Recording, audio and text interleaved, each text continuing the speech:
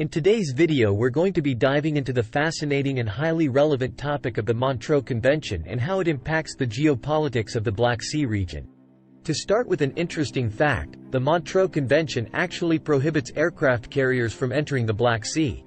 That's right, countries like the United States and France cannot send their aircraft carrier strike groups into the Black Sea because of this treaty.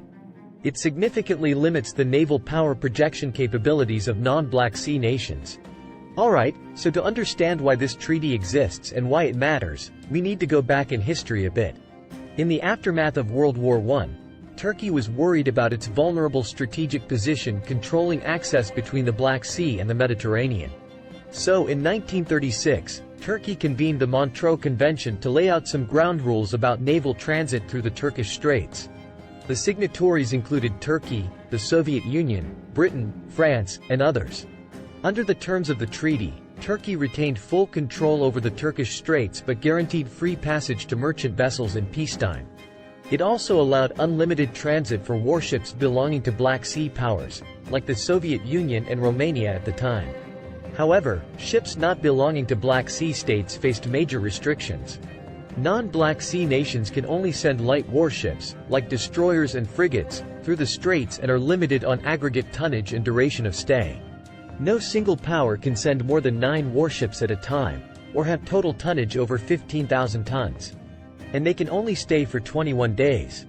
So as you can see, these tight rules protected Turkey and the Soviet Union, while severely limiting naval access to the Black Sea for powerful navies like those of the US and Great Britain.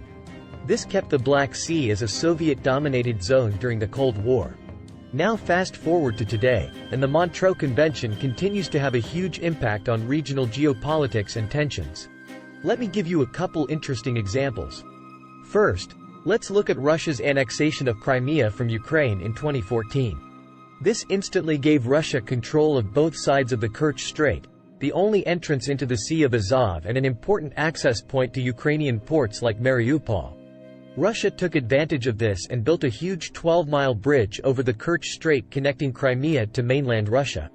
They also began harassing and seizing Ukrainian naval vessels attempting to pass through the strait.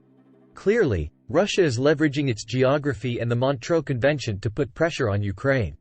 Another fascinating case study is NATO member Turkey's delicate balancing act managing access through the Bosporus and Dardanelles Straits. During the Russia-Georgia War in 2008, Turkey shut down the straits to warships to preserve neutrality. This prevented NATO from sending naval reinforcements to Georgia.